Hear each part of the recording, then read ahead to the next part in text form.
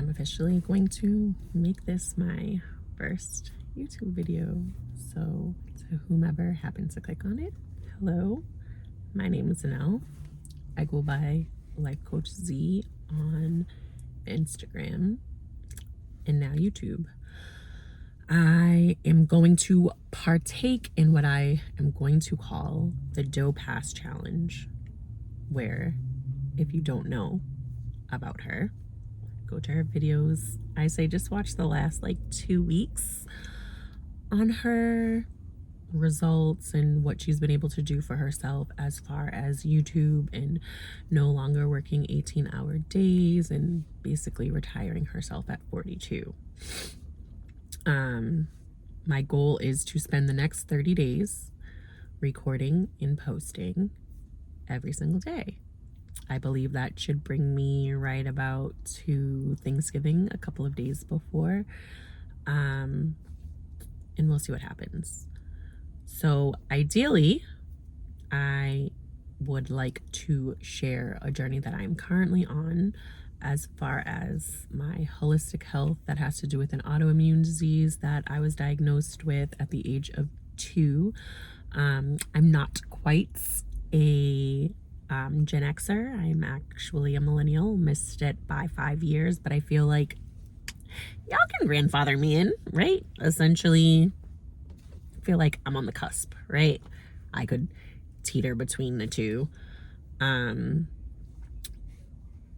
But I'm currently healing myself holistically with nutrition, supplements, and exercise for my autoimmune disease, which over beginning of the summer, I guess end of spring, you could say, I was misdiagnosed, and I was taking a handful of prescriptions, and come to find out after advocating for myself and my doctor finding that x-rays didn't really give her the answers that we needed, and I got an MRI. The MRI basically informed my doctor that she misdiagnosed me and shouldn't have been seeing me through what my ailment was at all, and she had to refer me to a spine doctor. And then the spine doctor, who I saw about 2.5 weeks after, basically taking myself off of the medications, because why would my doctor call me and then talk to me about how do we slowly taper myself off of these medications that I don't need to be on, that are steroids and muscle relaxers, and an autoimmune pill that I'm taking every single day that's not helping, because what we wanted it to help for wasn't my autoimmune disease. So I essentially was taking myself off of the medication, and 2.5 weeks later I saw the spine doctor, who basically confirmed for me that I should never have been taking those medications.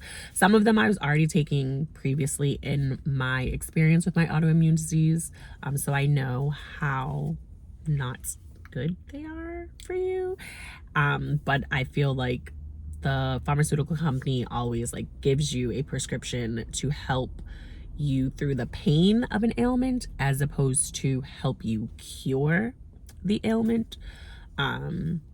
So I've gone through this battle of being on a steroid or being on methotrexate or being on whatever the case for a few months, few weeks, a couple of years, and being off of it. There was a period of time where I didn't need any medication because, according to my rheumatologist at the time, I was in remission. Being pregnant does increase some hormone level within the body. I'm not really 100% sure what it is, but I have birthed 3 children, and all 3 times I basically my autoimmune disease was non-existent. And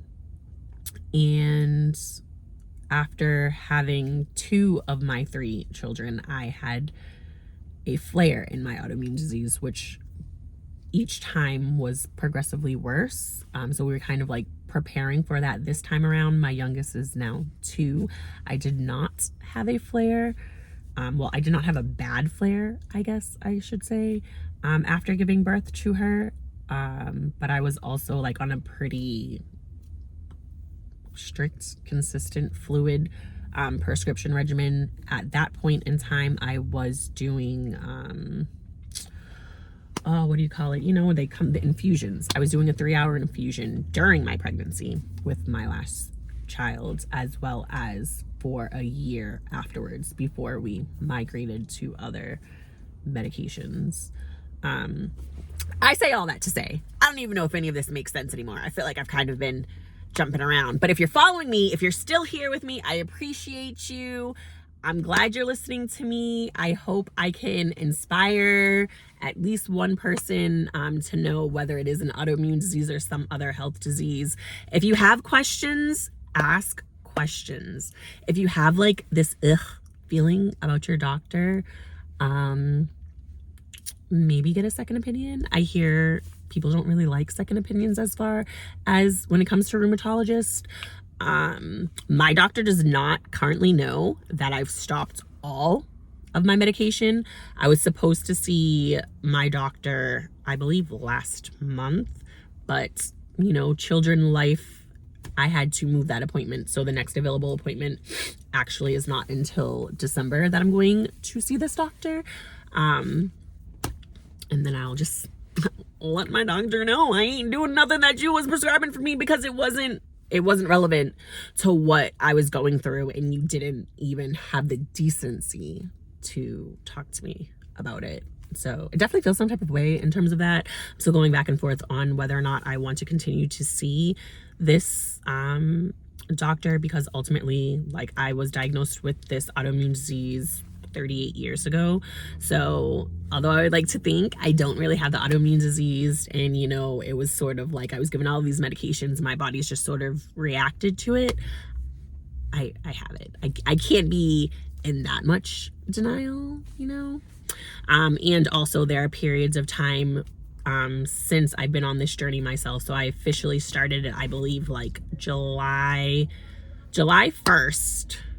I believe, no, July 2nd. July 1st was my MRI. July 2nd is when my doctor messaged me, didn't even call me, messaged me and let me know that she had misdiagnosed me and she was gonna refer me to a spine doctor. So since July 2nd, I have been on this journey myself where I, you know, challenged myself to 75 soft. I was working out 45 minutes a day for 75 days straight. That ended October 4th.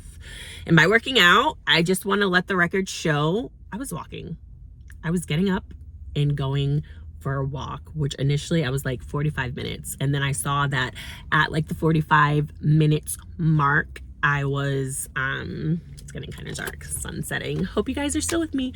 At the 45-minute mark, I was almost at 3 miles. So then I had just challenged myself to do 3 miles and went from walking to like jogging, walking.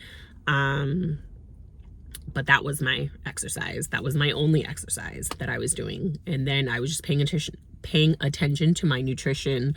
I researched things as far as, oh, that's not good, as far as helping with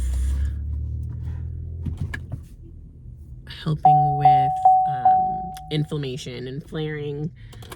Went into a rabbit hole as far as that. So I'm also taking supplements that I have learned help me with that.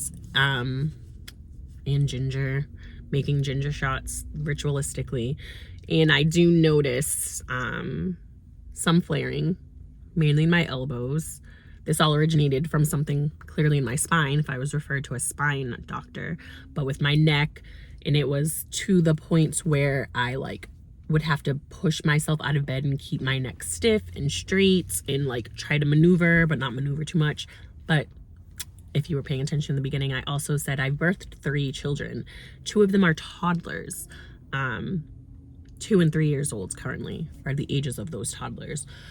So the 3-year-old has had, or continues, I should say, to have some dysregulation temperaments, I should say. And so that becomes difficult if, you know, you can't really move yourself, never mind like physically pick up your child. So needless to say, that is not my current experience. That is not where I am today, October 22nd. That is not my current experience, but that is where I started this year. I do have 3 children. Parenting is hard. Being a mom is hard. I'm not doing it by myself. I have an amazing partner that I have known for 13, 12, 14 years. I've known since 2012. But it's still hard. For instance, today was a tough one, going to an appointment and your child being so dysregulated that you have to hold them down for the dentist. And I know a lot of kids already don't like the dentist, but this is the second time. This is the second appointment. And I was informed the first appointment, which I was not at, Dad was at, this toddler was a pro.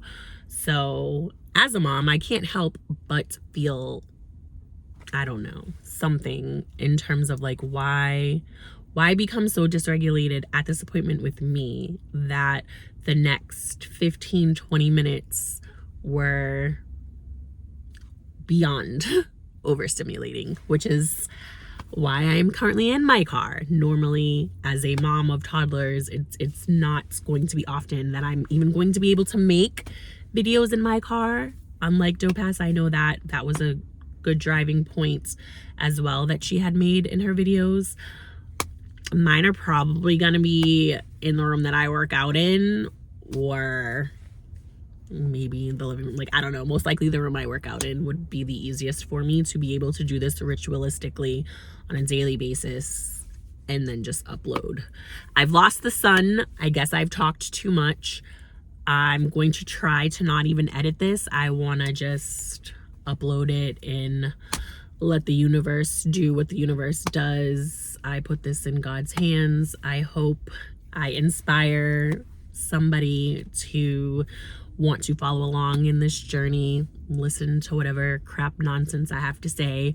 Because honestly, at this point, for an intro video, I don't know what the hell I said. But hopefully you guys do. Hopefully you enjoyed it. If you stuck around, please let me know in the comments. If you are a mama and you got a dysregulated toddler and you're going through the motions, share your experiences. We gotta hold each other up, because it sucks. It absolutely sucks. But these are just little moments, and as long as we are able to identify if we are overstimulated or it is too much for us, but we can stay calm during those moments and help our child through them, and then we are able to take a much needed break, whether you're able to do it immediately when you get home or you have to wait until bedtime and you just release. Mamas, we got to make sure that we're practicing self-care. We're taking time for ourselves. We're taking care of the kids, but we're taking care of ourselves as well.